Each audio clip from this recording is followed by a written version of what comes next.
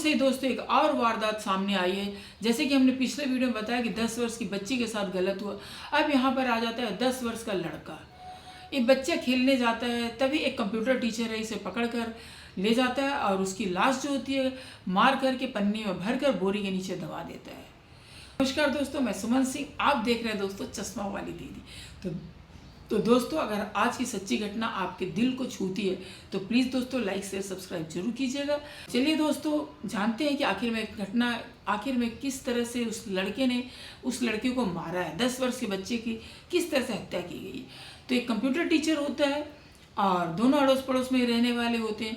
इसके बाद क्या करता है, जो कंप्यूटर टीचर होता है वो सोचता है कैसे मैं करोड़पति बन जाऊँ, और क्या इससे बहुत सारी जानकारी को जुटाता है कि मैं क्या करूं जो मैं करोड़पति बन जाऊं। और उसी में उसे पता चलता है कि किडनैपिंग का उसके अंदर एक प्लान आ जाता है कि बच्चे को किडनैप करके किस तरह से पैसे मांगा जाए, क्योंकि उसके अंदर था कि किस तरह से गैंगस्टर लोन करते हैं, किस तरह से वो लोग पैसे वाले बन जाते हैं, तो क्यों ना मैं भी पैसा वाला बन जाऊँ। और फिर उसने भी एक दिमाग को लगाया।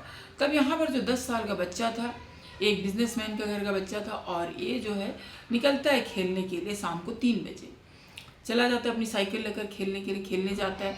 तब जाके कंप्यूटर टीचर जो होता है वो इसे देखता है और इससे बातें करता है। उसके बाद कहता है चलो मैं तुम्हें गिफ्ट दूंगा, और उसके बाद उसके साथ तो बच्चा चला जाता है, क्योंकि उसे तो नहीं पता था कि क्या करेगा, और पड़ोस का ही है तो इंसान तो इतना नहीं सोचते हैं ना। उसके साथ चला जाता है। उसके बाद बोलता है नहीं मेरे पास कोई गिफ्ट नहीं। तो बच्चा रोना शुरू करता है कि आपने बोला था मुझे गिफ्ट देगा, क्यों नहीं दे रहे हो। बस उसे ले जाता है चलो घर में, और अपने घर में ले जाता है, उसे दीवार से पटक देता है। फिर वो बच्चा गिर जाता है, चिल्लाना शुरू करता है। तो फिर इसके दिमाग में डर आ जाता है कि कैसे क्या करता है, उस बच्चे को मार देता है और एक पॉलीथीन में बंद करके और उसके ऊपर से जो बेसमेंट होता है वहाँ पर रख देता है, और उसके ऊपर से सीमेंट वाले की बहुत सारी बोरी रहती वो उसे रख देता है, ताकि किसी को पता ना चले कि उसके नीचे में एक लाश दबी हुई है, और आराम से घूमता फिरता रहता है। अब जाके जब कुछ 4 बजे के आसपास एक बच्चा आता है इनके घर में ढूंढने के लिए कि कहाँ है बच्चे कहाँ हैं। तो उसकी दादी निकलती है, तो दादी बोलती है कि वो तो खेलने चला गया तुम लोगों के साथ। तो बच्चा बोलता है कि नहीं दादी, उसका साइकिल तो पास वाली गली में पड़ा है, लेकिन वो तो नहीं आया खेलने। अब जो है दादी घर के पूरे परिवार से बताती है। उसके बाद दादी जितना हो सकता पूरे मोहल्ले में जाकर ढूंढती है कि कहाँ है बच्चा, कहीं नहीं मिलता। इसके बाद ये लोग पुलिस में रिपोर्ट लिखाते हैं। तो पुलिस में रिपोर्ट लिखाने के बाद पुलिस आती है, छानबीन करती है, लेकिन पता नहीं चलता। और जो कंप्यूटर टीचर था वो भी इतना शातिर था, ये घटना भी गोरखपुर की है। तो वो क्या करता है, हाँ सर चलिए सर देखते हैं, बच्चा यहाँ खेलता वहाँ खेलता करके उसके साथ साथ जाता है, यहाँ वहाँ उसको भटकाता था पुलिस वाले को। इसके बाद अब कोई भी सोचता था कि मदद कर रहा है, पड़ोसी का लड़का है, थोड़ी ना सोचेगा। तो कोई महज 24-25 साल का लड़का था कंप्यूटर मास्टर। इसके बाद जाके कहीं नहीं मिलता है बच्चा। तब जाके पुलिस जो है डॉग लेकर आती है, फिर बच्चे का कपड़ा सूंघाती है, बच्चे का चप्पल सूंघाती है।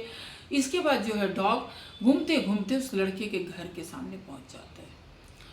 अब वो लड़का देखकर तो डर जाता है, वो कहता है नहीं यहाँ तो ऐसा कुछ नहीं है, यहाँ तो आया ही नहीं था। तो पुलिस वाले बोलते हैं इसको अपना काम करने दो, आया नहीं है, बात की बात है, देखने दो। उसके बाद जो डॉग होता है वो सूंघते सूंघते धीरे धीरे बेसमेंट की तरफ पहुंच जाता है।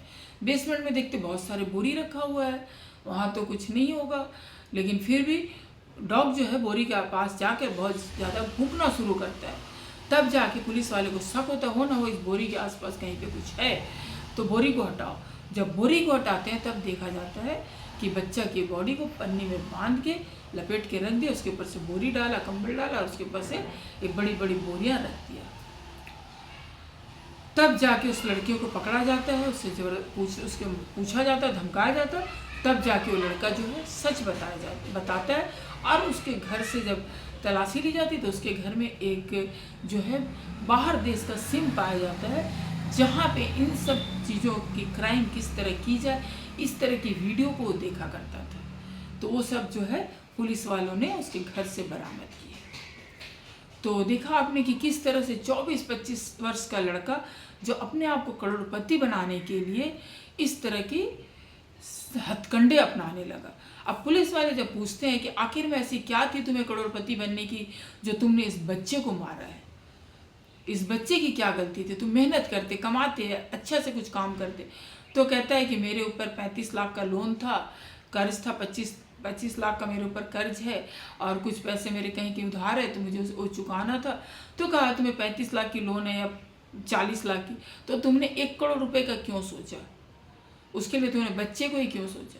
तो हाँ, क्योंकि अगर मैं लेता तो मैं ज़्यादा लेता, ताकि मैं और भी कुछ करना था, मुझे काम करना था और मैं यहाँ से निकल जाता, इसलिए मैंने इस तरह का सोचा, शॉर्टकट तरीका सोचा कि इस तरह से करके मैं पैसे लेकर यहाँ से निकल जाऊँगा अपना कर्ज सधा करके।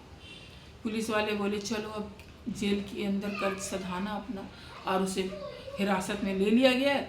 अब यहाँ पर दादा दादी, माँ पिता, बच्चे के सबका रो रो कर बहुत ही ज़्यादा बुरा हाल है, क्योंकि जो बच्चा चला गया वो तो नहीं आएगा। तुम्हारे करोड़पति बनने के लालच में एक बच्चे ने अपनी जान दे दी। तो देखा आपने कि किस तरह से पड़ोस में रहने वाला कंप्यूटर टीचर ही बच्चे का कातिल निकला, और कितना सातिरगिरी दिखा रहा था कि मुझे चलिए मैं बताता हूँ, यहाँ होगा वहाँ होगा, किस तरह से पुलिस को गुमराह कर रहा था। तो यही है, हम किस पर विश्वास करें? मुझे तो नहीं लगता कि अब हमें किसी पर विश्वास करना चाहिए। मैं हमेशा कहती हूँ कि दुश्मन हमारे घर के आसपास ही होता है। हमें किसी पर अंधविश्वास बिल्कुल नहीं करना चाहिए। हमेशा सतर्क रहिए। बच्चों को ऐसी शिक्षा दीजिए कि किसी से वो मिले ना, किसी के गाड़ी में ना बैठ, कोई कितना भी लालच दे किसी के साथ हो ना जाए। बहुत ही क्रिमिनल माइंड हो चुका है दुनिया, मेहनत करना नहीं चाहती, शॉर्टकट तरीके से पैसे अपना कमाना चाहती है। ये वजह थी कि आज इस बच्चे की जान चली गई। तो दोस्तों, आपकी इस पर क्या राय है? इस लड़के को किस तरह की सज़ा मिलनी चाहिए?